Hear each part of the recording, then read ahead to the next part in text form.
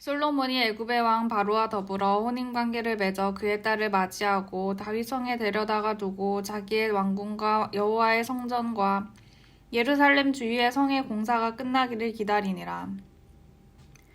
그때까지 여호와의 이름을 위하여 성전을 아직 건축하지 아니하였으므로 백성들이 산당에서 제사하며 솔로몬이 여호와를 사랑하고 그의 아버지 다윗의 법도를 행하였으나 산당에서 제사하며 분향하더라. 이에 왕이 제사하러 기브온으로 가니 거기는 산당이 큼이라.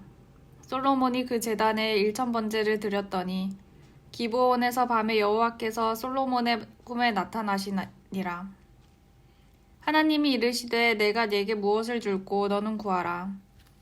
솔로몬이 이르되 주의 종 내 아버지 다윗이 성실과 공의와 정직한 마음으로 주와 함께 주 앞에서 행함으로 주께서 그에게 큰 은혜를 베푸셨고 주께서 또 그를 위하여 이 큰 은혜를 항상 주사 오늘과 같이 그의 자리에 앉을 아들을 그에게 주셨나이다. 나의 하나님 여호와여, 주께서 종으로 종의 아버지 다윗을 대신하여 왕이 되게 하셨사오나 종은 작은 아이라 출입할 줄을 알지 못하고 주께서 택하신 백성 가운데 있나이다. 그들은 큰 백성이라 수요가 많아서 셀 수도 없고 기록할 수도 없사오니 누가 주의 이 많은 백성을 재판할 수 있사오리이까. 듣는 마음을 종에게 주사 주의 백성을 재판하여 선악을 분별하게 하옵소서. 솔로몬이 이것을 구하매 그 말씀이 주의 마음에 든지라. 이에 하나님이 그에게 이르시되 내가 이것을 구하도다.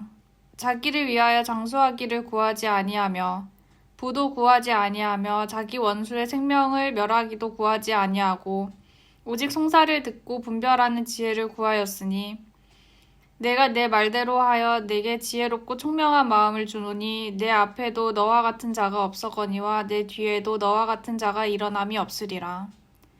내가 또 내가 구하지 아니한 부귀와 영광도 내게 주노니 내 평생의 왕들 중에 너와 같은 자가 없을 것이라.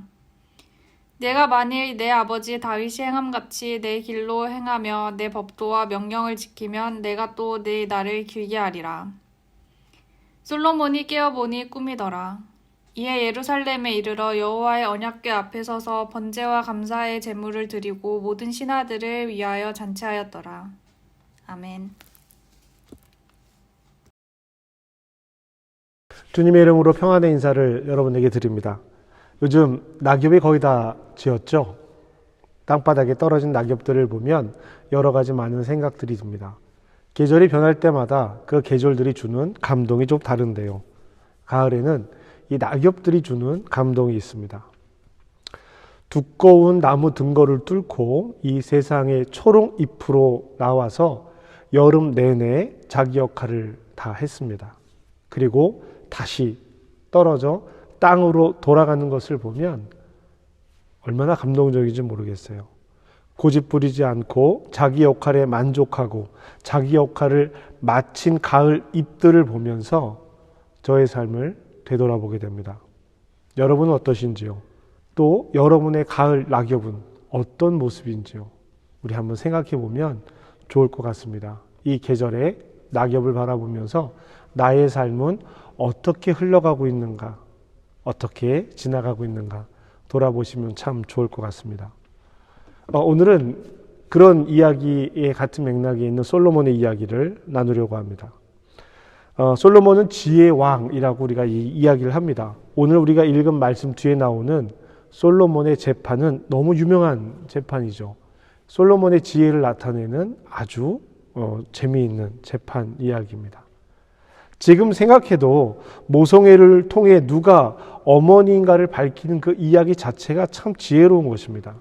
그런데 이 이야기가 주전 BC 970년경의 일이라고 한다면 솔로몬이 어떤 지혜를 가졌는지 우리가 더 깊게 돌아볼 수 있겠죠. 그리고 재판 이야기가, 이 지혜로운 재판 이야기가 오늘 말씀 뒤에 이어서 나오는 것도 성경이 의도하고 있는 것입니다. 왜냐하면 솔로몬이 하나님께 구한 것이 바로 이 재판의 능력이었기 때문입니다. 9절 말씀인데요. 누가 주의 이 많은 백성을 재판할 수 있사오리이까. 듣는 마음을 종에게 주사 주의 백성을 재판하여 선악을 분별하게 하옵소서. 아멘. 솔로몬이 듣는 마음을 하나님께 요청하고 있습니다. 듣는 귀가 아니라 듣는 마음입니다. 솔로몬은 어머니들의 이야기를 마음으로 들었습니다. 하나님의 법이 그 마음에 담겨 있다는 이야기예요. 듣는 순간 알았을 것입니다. 그럼에도 불구하고 이 아이를 둘로 나누어서 각각의 어머니에게 나눠주라고 말합니다. 솔로몬은 자신이 듣는 마음으로 판단한 것을 아이를 둘로 나눠주라고 명령함으로써 많은 사람들에게 그 지혜를 보여줍니다. 지혜로운 재판 이야기는 하나님께서 주신 듣는 마음으로 재판하는 솔로몬의 모습을 보여주고 있는 것입니다. 솔로몬이 어떻게 이 지혜를 얻게 되었을까? 솔로몬은 기브온 산당에서 소 1,000마리를 드리는 커다란 제사를 하나님께 드립니다. 그리고 그날 밤 꿈에 하나님께서 솔로몬에게 나타나셔서 이렇게 묻습니다. 5절입니다. 기브온의 밤에 여호와께서 솔로몬의 꿈에 나타나시니라. 하나님이 이르시되 내가 내게 무엇을 줄고 너는 구하라. 아멘. 이야, 정말로 하나님에게 들어보고 싶은 이야기입니다. 하나님께서 오늘 나에게, 오늘 저에게 내가 내게 무엇을 줄고 너는 구하라 라고 말씀하시면 정말 나는 무엇을 구할 것인가 생각해 보게 됩니다. 여러분들은 무엇을 구하시겠습니까? 솔로몬은 우리가 다 아는 대로 지혜를 구했습니다. 앞서 읽었던 9절 말씀이죠. 누가 주의 이 많은 백성을 재판할 수 있사오리이까?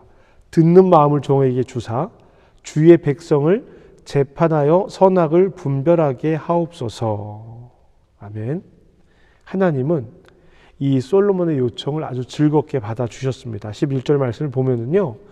내가 이것을 구하도다. 자기를 위하여 장수를 구하지도 않고 부를 구하지도 않고 자기의 원수의 생명을 거두어 들이는 것, 멸하는 것을 구하지도 않고 오직 송사를 듣고 분별하는 지혜를 구했다. 12절 내가 내 말대로 하여 내게 지혜롭고 총명한 마음을 주노니 내 앞에도 너와 같은 자가 없거니와 뒤에도 너와 같은 자가 일어남이 없으리라. 그리고 13절에 이어서 솔로몬이 구하지도 않은 것을 더불어서 하나님께서 기뻐하심으로 선물로 약속하십니다. 내가 구하지 아니한 부귀와 영광도 내게 주노니 내 평생의 왕들 중에 너와 같은 자가 없을 것이라. 아멘. 그런데 여러분, 여기는 한 가지 중요한 단서 조항이 붙습니다. 아주 중요한 단서 조항이 붙어요. 14절입니다. 내가 만일 내 아버지 다윗의 행함과 같이 내 길로 행하며 내 법도와 명령을 지키면 내가 또 내 날을 길게 하리라. 아멘.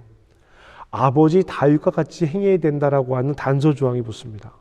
다윗은 철저하게 하나님 중심으로 사는 삶을 살았던 사람입니다.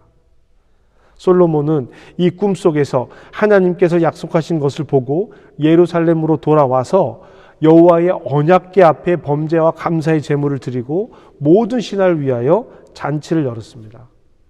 자, 여러분, 앞선 이야기를 요약합니다. 솔로몬은 하나님께 제사를 드렸습니다. 아주 큰 제사였죠. 1,000마리의 소가 들어간 제사였습니다. 하나님은 솔로몬에게 무엇을 원하냐고 물으셨고 솔로몬은 재판을 위하여 듣는 마음을 달라고 요청하였습니다. 이 요청이 마음에 든 하나님께서는 그 요청도 들어주시고 또 솔로몬에게 더불어 부와 영광도 주셨습니다.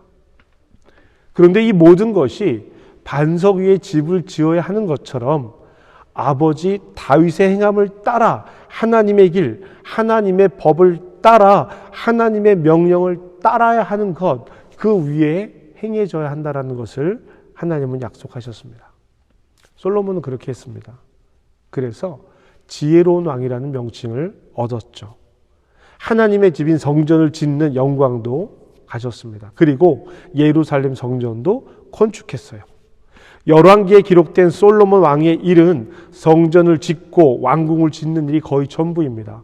지혜의 왕이라는 그 명성에 걸맞지 않게 그 지혜를 막 발휘해서 나타내는 모습보다 성전을 짓고 왕궁을 짓는 일, 그 일이 솔로몬의 일로 기록되어져 있다라는 것입니다.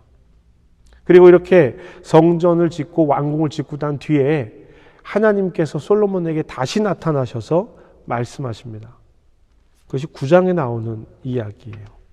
아버지 다윗의 행한 바 같이 마음을 온전히 하고 바르게 하고 내가 내게 명령한 일을 순종하고 내 법을 지키고 율례를 따르면 너와 내 가문이 영원할 것이고 나에게서 돌이켜 나의 법을 따르지 않고 다른 신을 섬기면 내가 너에게 돌아설 것이다. 하나님은 이렇게 20년간 성전과 왕궁을 지었던 솔로몬에게 다짐을 받고 있습니다. 그리고 열왕기 10장으로 이어지는데요. 여기까지만 보면 솔로몬은 하나님께서 말씀하신 이 모든 것을 잘 따라 지킨 사람으로 기록되는 것으로 보입니다. 자신의 역할을 잘 감당했습니다. 여기서 끝이 나면 해피엔딩입니다. 백성들을 향해서 나를 운영하고 재판하고 판단하는 일에 자신의 지혜를 총명하게 사용했던 솔로몬이었지만 자신의 일에는, 자신의 삶에는 그 지혜를 적용하지 못했습니다. 오늘 우리가 함께 읽은 본문의 시작은 이렇게 시작을 하고 있습니다. 솔로몬이 애굽 왕 바로와 더불어 혼인 관계를 맺어 그의 딸을 맞이하고 다윗성에 데려다가 두고 자기의 왕궁과 여호와의 성전과 예루살렘 주위의 성의 공사가 끝나기를 기다리니라. 아멘. 솔로몬은요, 자신이 선택한 삶을 자신의 지혜로 되돌리지 못했습니다. 하나님의 지혜를 구하기 전에 강대국과 결혼하는 것으로 수교를 맺었습니다. 그것은 이스라엘이 그만큼 강대국이었다라는 것을 보여주기도 합니다. 그러나 애굽은 하나님께서 떠나오게 하신 곳이고 애굽과 가까워지는 것을 하나님께서는 원치 않으셨습니다. 이것은 하나님께서 허락하신 일이 아니었습니다. 솔로몬은 자신의 삶에 아주 중요한 것을 놓쳤습니다. 그리고 그것을 회복하지 못했어요. 그리고 이것이 솔로몬이 잘못된 길을 걸어가는 시작이 되었습니다. 열왕기상 11장 1절은 이렇게 이야기합니다. 솔로몬 왕이 바로의 딸 외에 이방의 많은 여인들을 사랑하였으니 곧 모압과 암몬과 에돔과 시돈과 헷 여인이라. 이스라엘을 둘러싸고 있는 이스라엘 주변의 모든 나라의 이방 여인들과 결혼을 했다라는 이야기예요. 바로의 딸로 시작한 솔로몬의 이방 여인과의 결혼이 주변 모든 나라를 같은 방식으로, 같은 방법으로 연합을 맺었다라고 하는 것입니다. 이것은 하나님께서 솔로몬에게 아니라 이스라엘 전체에게 금한 것이었습니다. 결혼뿐만이겠어요? 하나님께서는 이 결혼을 금하기 위해서 밭에 식물도 섞어서 뿌리지 말라고 하셨습니다. 11장 2절 말씀에 이렇게 기록이 되어져 있습니다. 여호와께서 일찍이 이 여러 백성에 대하여 이스라엘 자손에게 말씀하시기를 너희는 그들과 서로 통혼하지 말며 그들도 너희와 서로 통혼하게 하지 말라. 그들이 반드시 너희의 마음을 돌려 그들의 신들을 따르게 하리라 하셨으나 솔로몬이 그들을 사랑하였더라. 아멘. 솔로몬 왕에게는 7,000명의 후궁이 있었고요. 첩이 300명이 있습니다. 그 여인들이 왕의 마음을 돌아서게 했다라고 성경을 기록하고 있습니다. 솔로몬이 나이가 많았을 때 그 여인들이 그의 마음을 돌려 다른 신들을 따르게 했다라고 하는 거예요. 왕의 마음이 그의 아버지 다윗의 마음과 같지 아니했고 그의 하나님 여호와 앞에서 솔로몬은 온전하지 못했습니다. 다윗이 밧세바를 범하는 죄를 저질렀잖아요. 그런데 우상을 섬기는 일은 하지 않았습니다. 그리고 밧세바를 범한 일도 하나님 앞에 깊은 회개를 함으로 하나님의 사랑을 더욱 받는 사람이 되었습니다. 그런데 안타깝게도 솔로몬의 이야기는 이렇게 끝이 납니다. 여로보암에게 하나님께서 솔로몬 이후에 솔로몬 나라의 10지파를 너에게 주시겠다라고 말씀하십니다. 그 이야기를 들은 솔로몬은 여로보암을 죽이려고 하고요. 여로보암은 애굽으로 도망가고 솔로몬은 죽습니다. 성경의 이야기는 이렇게 솔로몬의 이야기를 마무리하고 있습니다.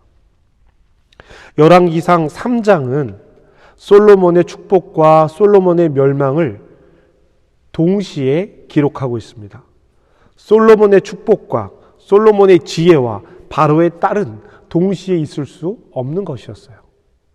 그런데 이것들이 동시에 있는 것을 봅니다. 그리고 바로의 딸로 시작한 이방 여인과의 결혼은 점점 확대되었어요. 후궁이 700명, 첩이 300명이라고 성경은 기록하고 있습니다. 솔로몬은 자신의 삶에 하나님의 지혜를 사용하지 못했던 것입니다. 이런 일들이 너무나도 흔하게 우리 삶에 일어나고 있는 것입니다. 잠언의 많은 부분을 솔로몬이 기록하고 있죠. 잠언은 잠언의 기록 목적을 그 앞에 이렇게 기술하고 있습니다. 이는 지혜와 훈계를 알게 하며 명철의 말씀을 깨닫게 하며 지혜롭게 공의롭게 정의롭게 행할 일에 대하여 훈계를 받게 하며 어리석은 자를 슬기롭게 하며 젊은 자에게 지식과 근신함을 주기 위한 것이니 지혜 있는 자는 듣고 학식이 더할 것이요 명철한 자는 지략을 얻을 것이라. 잠언과 비유와 지혜 있는 자의 말과 그 오묘한 말을 깨달으라. 잠언의 기록 목적을 이렇게 이야기하고 나서요, 바로 첫 번째 잠언을 이야기합니다. 잠언서 1장 7절에 있는 말씀입니다. 여호와를 경외하는 것이 지식의 근본이거늘 미련한 자는 지혜와 훈계를 멸시하느니라. 아멘. 이것은 다른 사람에게 주는 교훈이 아닙니다. 다른 사람의 이야기를 솔로몬이 듣고 하는 이야기가 아니에요. 솔로몬 자신의 이야기입니다. 열왕기상은 솔로몬의 죽음을 바로 기록하고 있지만 잠언을 보면 솔로몬이 뒤늦은 후회를 한 것으로 보입니다. 재판이나 왕의 일이 아닌 일반 생활에 대해서 하나님 말씀을 따라 어떻게 하면 의로운 생활을 할 수 있을까를 기록해 놓은 생활에 대한 내용이 잠언입니다. 솔로몬이 자신이 못한 일을 교훈으로 남기고 있는 것입니다. 참으로 안타까운 일이지 않을 수 없어요. 말씀이, 지혜가 자신의 삶에 적용하지 못한 결과입니다. 우리는 자녀들을 위해서 기도할 때, 우리가 교회의 자녀들을 위해서 기도할 때 솔로몬의 지혜를 구합니다. 하나님께서 주시는 지혜와 명철을 원합니다. 무엇을 위해서 구하고 있습니까? 공부 잘하라고 그런 것은 아니겠지요. 공부 잘해서 좋은 대학 가라고 지혜와 명철을 구하는 것은 아니겠지요.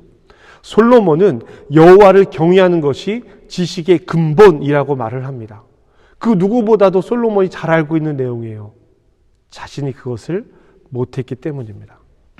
사랑하는 성도 여러분, 우리의 삶은 어떻습니까?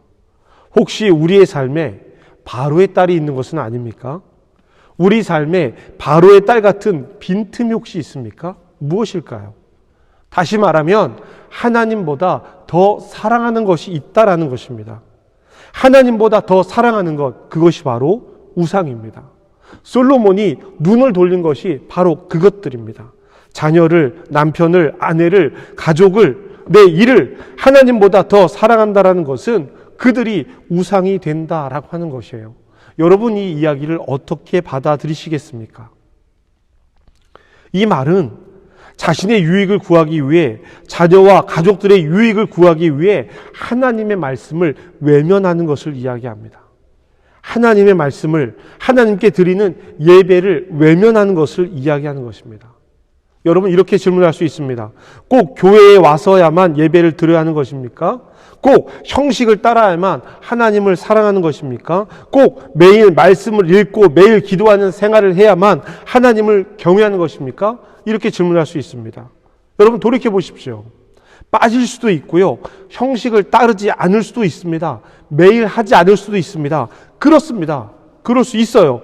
그렇게 하는 것만이 꼭 하나님을 경외하는 삶이라고 말할 수 없습니다. 오히려 그렇게 하면서도 하나님을 경외하지 않는 사람들이 참 많이 있는 것도 봅니다. 그런데요, 여러분 그 말을 할 때 무슨 이유로 그 말을 하는지 돌이켜 봐야 합니다. 그래서 이것은 스스로가 생각해야 되는 거예요. 축복을 알아차렸지만 축복이 빠져나가는 길을 깨닫지 못했던 솔로몬, 하나님께서 이미 말씀하셨던 이방 여인과의 결혼을 금지하는 것을 어겼고 그것에 그치지 않고 더 많은 이방 여인들과 결혼함으로써 애굽의 신을 섬기고 시돈의 신 아스타롯을 섬기고 암몬의 신 밀곰을 따랐던 솔로몬이었습니다. 솔로몬에게도 이유가 있었어요. 바로의 딸과 결혼할 때에는 나라를 위해서 어쩔 수 없는 선택이었다라고 말할 수 있습니다. 그리고 그것이 이렇게까지 큰 일을 만들어낼 것이라고 생각하지 못했을 수도 있습니다. 어쩌면 지금 우리는 이전에 했던 어떤 일의 결과를 지금 우리가 만나고 있는 것일 수도 있습니다. 우리 교회가 만나는 일, 각 개인이 살아가면서 삶에서 만나는 일, 우리가 이전에 했던 일들의, 이전에 했던 선택의 결과로 오늘 이 시간을 만나고 있는 것입니다. 또 오늘 이 시간의 선택으로 내일 우리가 만나야 될 일들이 시작된다는 것을 여러분 기억하시기 바랍니다. 잠언의 이야기는 지금 그런 선택의 삶을 살고 있다면, 바로의 딸을 선택한 삶을 살고 있다면 돌이켜야 한다는 것을 이야기하고 있는 것입니다. 오늘 우리에게 주어지는 말씀도 여기에서 이렇게 끝나는 이야기가 아닙니다. 돌이켜 돌아갈 수 있다라는 거예요. 이것이 복음입니다. 예수님께서 그들에게 하신 말씀, 그리고 오늘 우리에게 하시는 말씀이 바로 이것입니다. 우리 모두 하나님께 칭찬받고 하나님의 기쁨이었던 솔로몬 거기까지만 따릅시다. 빈틈으로 인해서 무너져 버린 솔로몬은 교훈으로만 삼고요, 하나님에게 기쁨 받았던, 하나님의 기쁨이었던 솔로몬을 따라보는 것은 어떨까요? 자녀들도 빈틈을 가진, 이유와 핑계를 가진 솔로몬이 아니라 하나님께 칭찬받았던 솔로몬의 삶이 되기를 우리가 기도하고 그렇게 양육합시다. 후배들에게, 후손들에게 여호와를 경외하는 것이 지식의 근본이다, 빈틈을 만들지 말고 하나님께 돌아가는 삶을 살자고 훈계하는 노년들이 되었으면 좋겠습니다. 청소년, 청년 여러분, 지금 매우 중요합니다. 지금 빈틈을 만들면, 이유를 만들면 나중에 그 사이를 메꾸는 일은 너무 힘들어져요. 지금부터 빈틈을 만들지 말고 이유를 만들지 않는 삶을 선택하시기를, 그런 삶을 선택할 수 있도록 양육받고 교훈받기를 주님의 이름으로 부탁드립니다. 사랑하는 성도 여러분, 이유와 핑계를 만들지 맙시다. 그 이유는 정당화될 수 없습니다.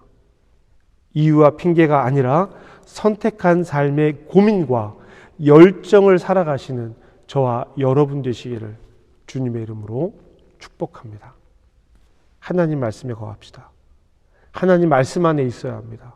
하나님 말씀을 귀 기울여야 합니다. 여호와를 경외하는 것이 모든 것의 근본임을 기억합시다.